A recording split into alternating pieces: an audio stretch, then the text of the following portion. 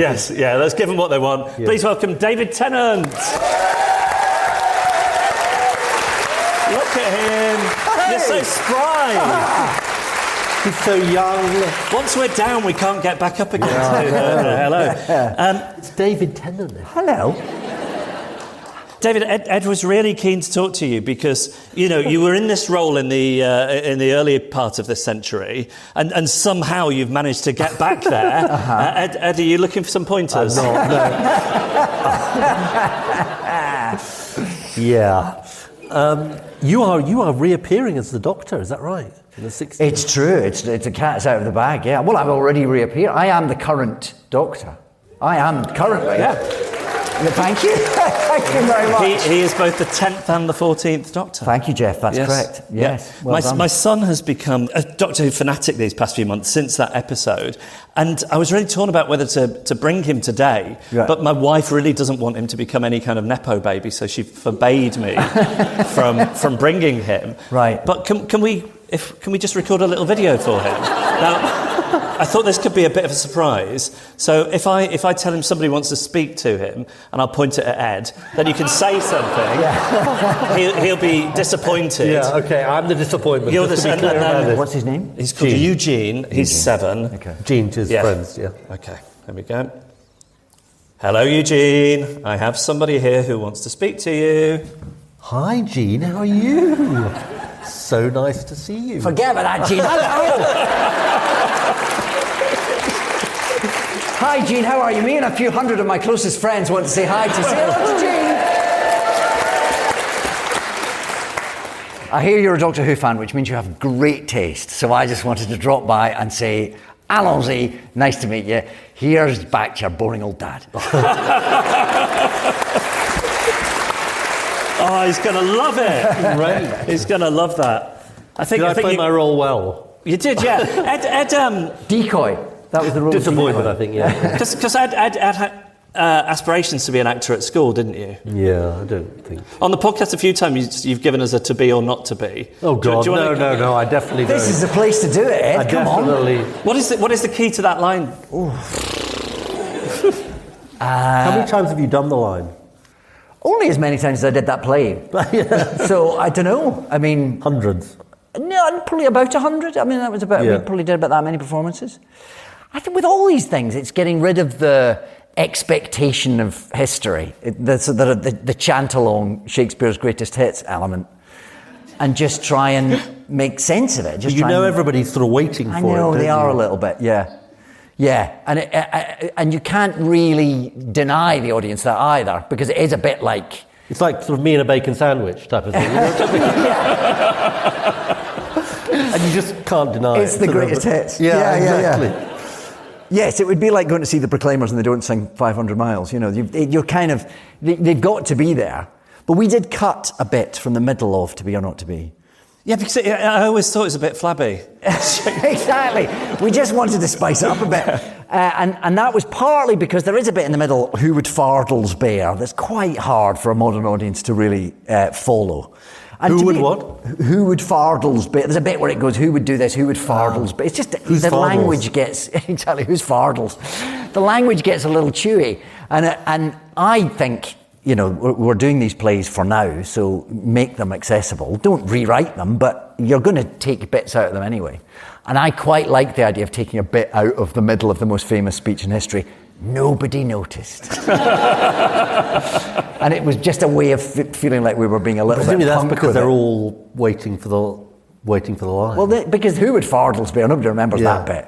But To Be or Not to Be, the first chunk everybody remembers, and then it slips into kind of a vague memory of what it's. But it's actually that speech in particular is quite hard to make actual sense of. It goes to quite philosophical, slightly esoteric, slightly. The sense of it does slightly slip, which arguably is the point of what Shakespeare was.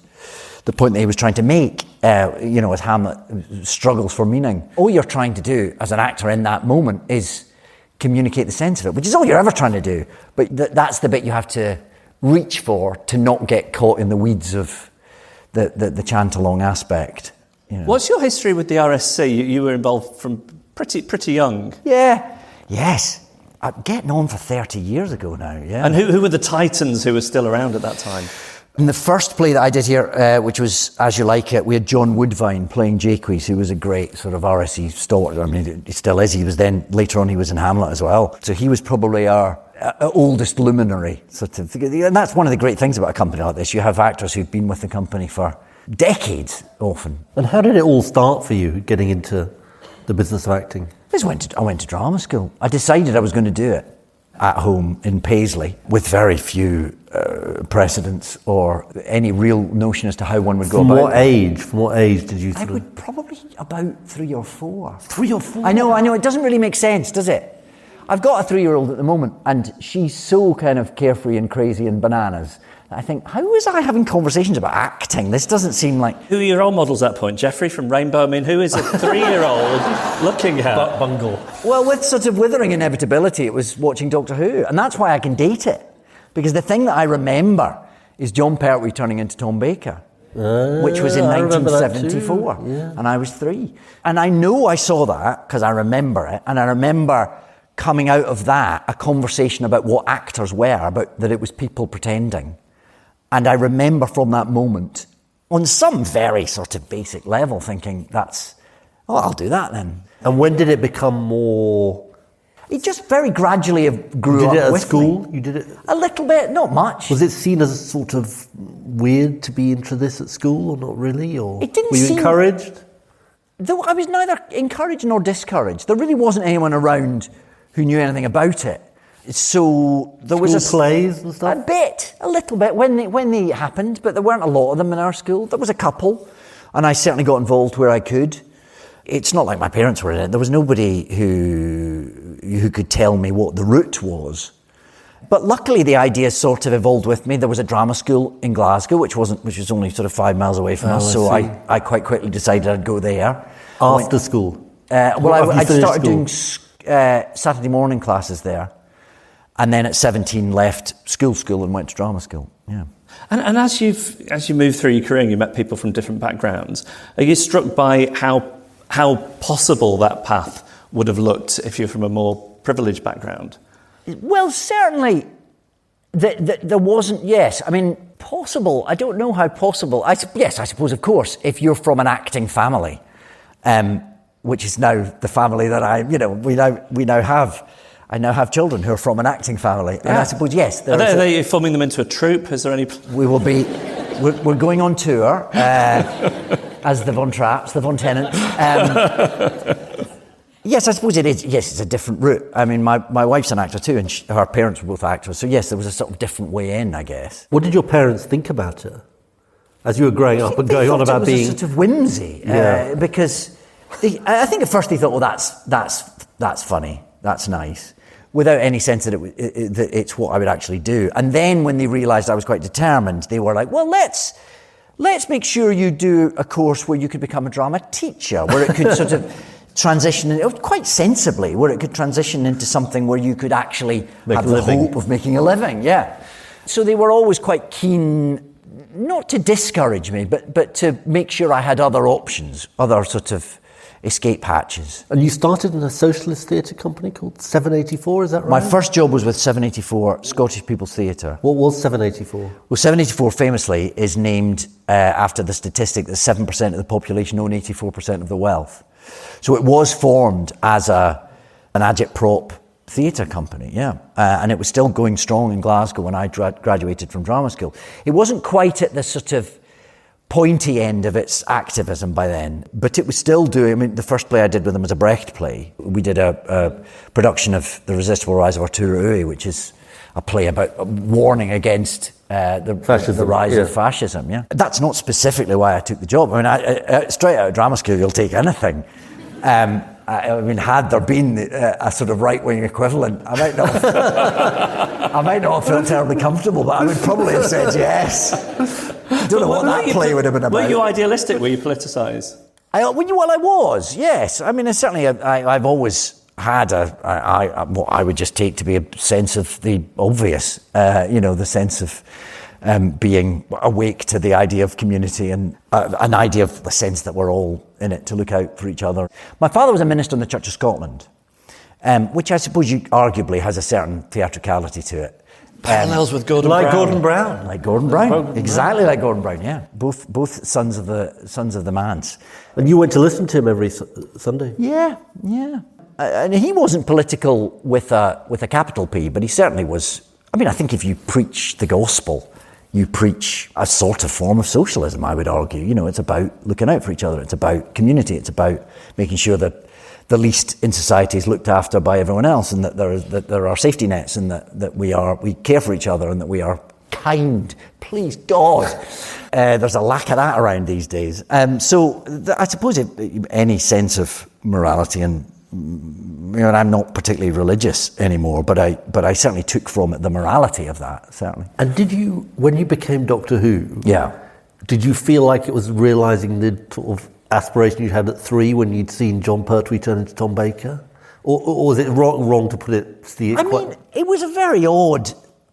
Because obviously Doctor Who had been off air for a long time, so even though it had been an early inspiration for me, it wasn't something I really imagined I would ever be part of. 2005 is when it came back, and that's when I got cast, because I came in at the end of that first series. It was just very odd and surreal that this show that I'd loved as a kid so much was back at all, and then that I was involved in it. Did you get tapped on the shoulder? Kind of, yeah. I happened to be working with Russell T Davies, who was the writer showrunner, on a show called Casanova that he'd written, which was a mini-series about Casanova.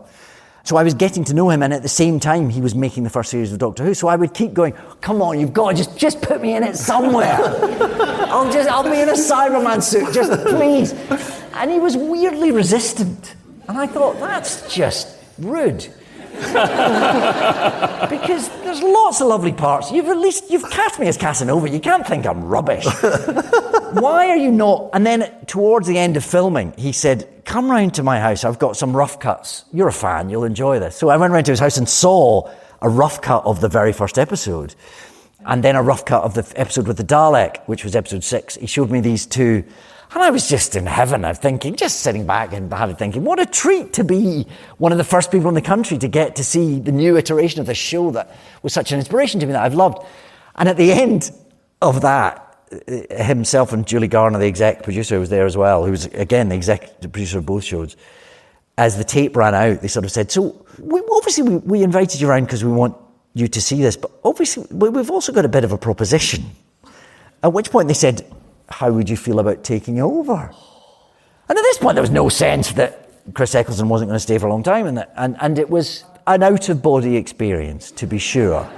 And I laughed. I found it hysterically funny. It's like me ringing up people, as I used to have to do, sitting with the opposition, to say, would you like a peerage? People often had a strange reaction. How come you never offered David a peerage? I know, it was an oversight. Things might have been different. Yeah. So go on. Yeah, and I laughed. I found it hysterically funny. But then Russell T Davies grew up as a massive fan of Doctor Who. He was hugely inspired to do what he did and is now doing again because Doctor Who meant so much to him as a child. So he had already sort of gone on the journey that I was sort of now on. What did you think as you walked away that evening? Did you say yes on the spot? No, I didn't, because Russell wouldn't let me. Because he very wisely went, don't say anything now.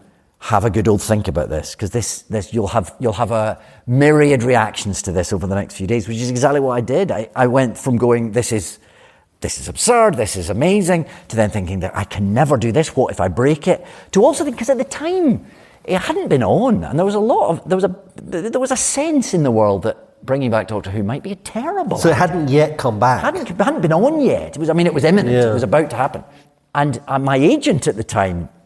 She's retired now, although she was one of the finest agents in the business, but she did go, you are not doing that. That is a terrible idea. To be fair, she later revised her opinion. But for a while I thought, I'm going to do it, then I'm not going to do it, and then I definitely wasn't going to do it. It was a terrible idea. And then I woke up one morning about 10 days later and went, oh, well, I can't let anyone else do it. So I'm going to have to do it. And even if it is a terrible idea, it'll be my terrible idea.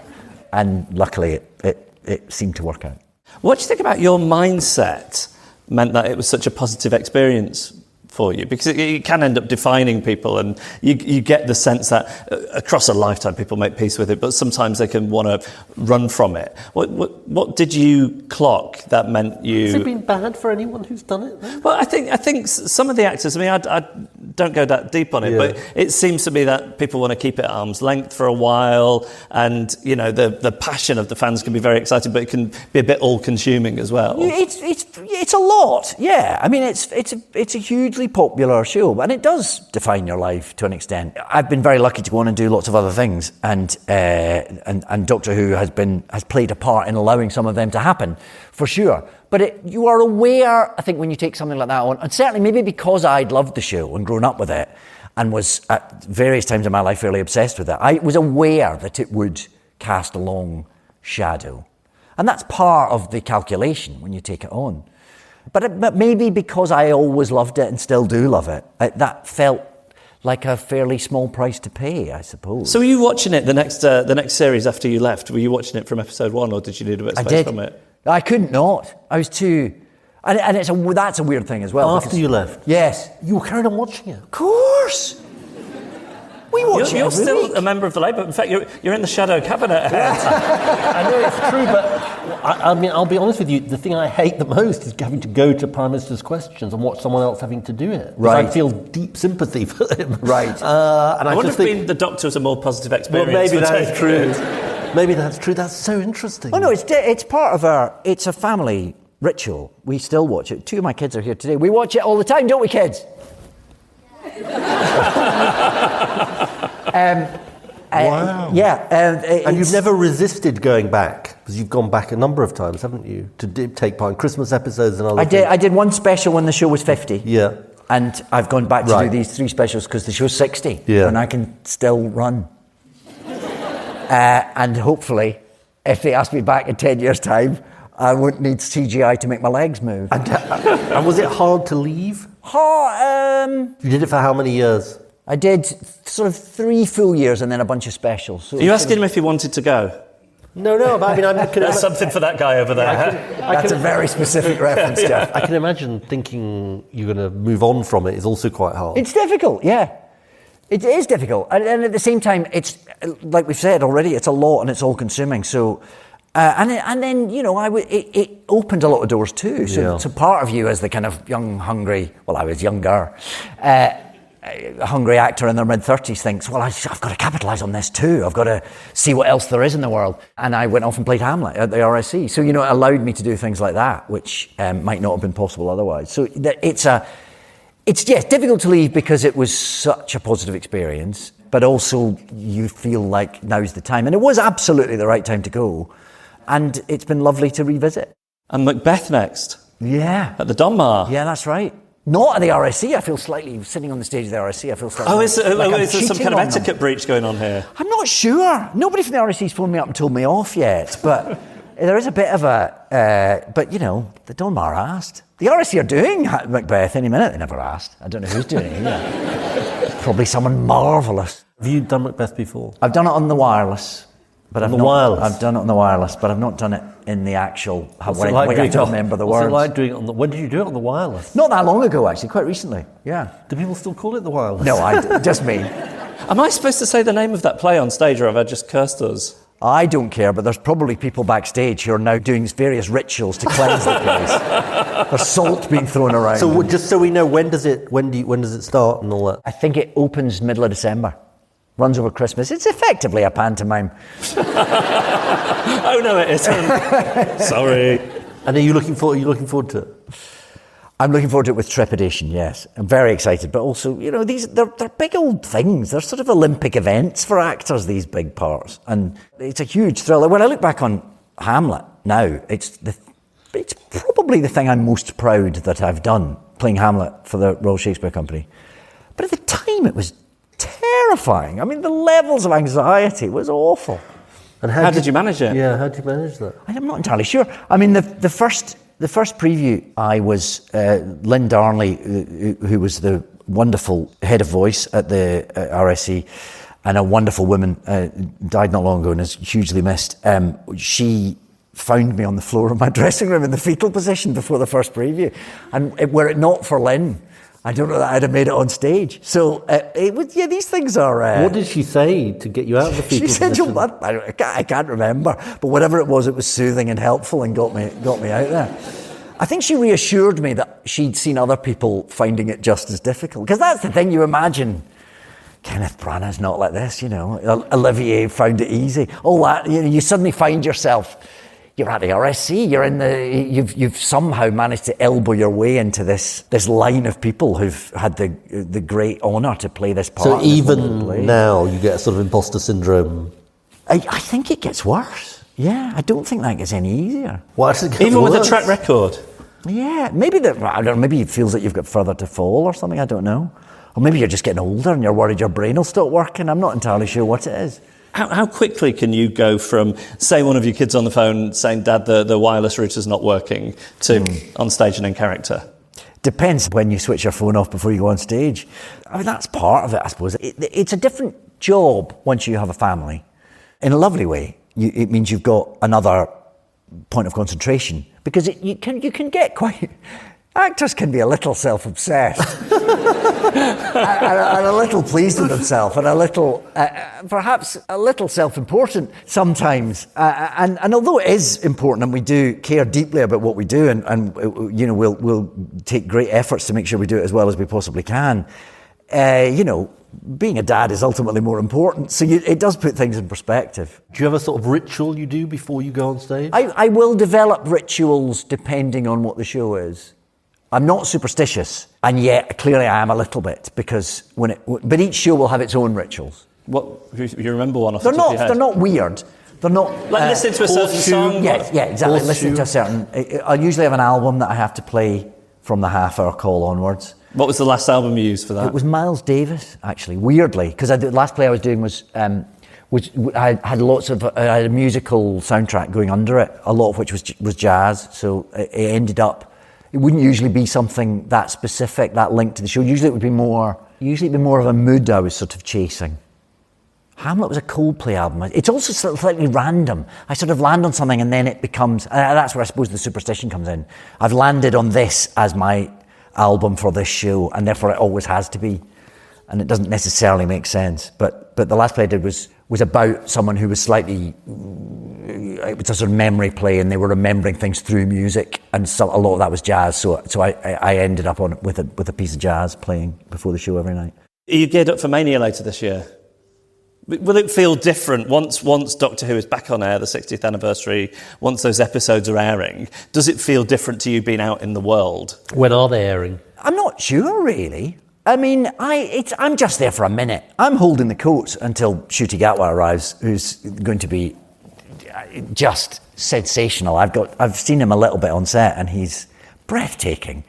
So I just feel sort of like I'm holding the coat till he arrives, to be honest. But of course you'd never get to play against him, I guess. Not really, no, it doesn't really work that way. I mean, obviously, I got to, when Doctor Who was 50, I got to play opposite Matt Smith and John Hurt, which was thrilling, to be opposite someone who's playing the same part. That's a different sort of trickle of excitement. But no, I'm sort of, it's just, well, Catherine Tate's back as well, so the two of us are back, pretending 15 years never happened. Pathetic, isn't it? Give us at the end a reason to be cheerful on brand, David. What's your reason to be cheerful? Do you know what's making me cheerful at the moment? Is that it's Pride Month. And the fact that Pride Month is existing and is flourishing and is something that's happening at a time when the world seems to be getting, in some corners, worryingly intolerant and weirdly backward, and where the word woke is being weaponized. I mean, who doesn't want to be awake? Yeah. For crying out loud.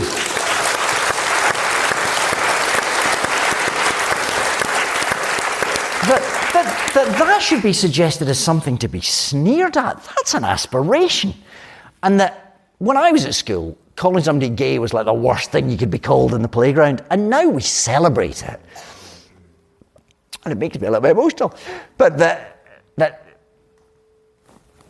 it just gives people a chance to be seen and celebrated and to be just combating some of that snide nastiness that is, when Target have to take down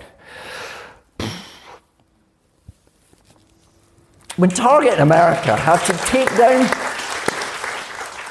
their displays because people are so intolerant, I think we all need to put up our rainbow flags and we need to march and shout. And I didn't expect this to get me this emotional, I'll be honest with you. But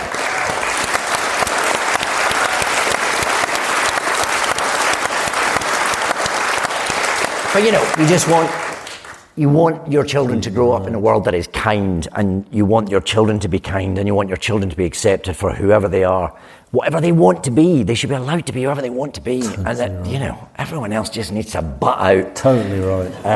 So that makes me cheerful. 100% right. That was just brilliant. You're totally right.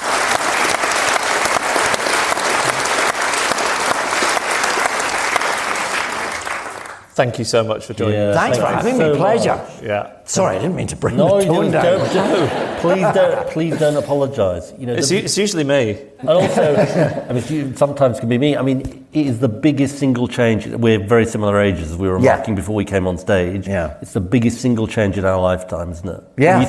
When you have so many reasons to think the world is getting worse. Yeah. The way in which the world has progressed. Yes. In relation. When you look at it, when you take a step back and see how far we've come, it does give you hope. And it does, because sometimes when you're right in the middle of day to day, you think, where are we going, guys? We were the era of Section 28. Yeah. Stuff. Yeah. But it has to be fought for. Oh, we have to, yes, we can't take our foot off the gas. That's the thing. And we can't expect that we will always travel in the right direction towards acceptance. We've all got to be fighting that fight every day. Totally right. Brilliant. Can we thank the brilliant David Tennant, ladies and gentlemen?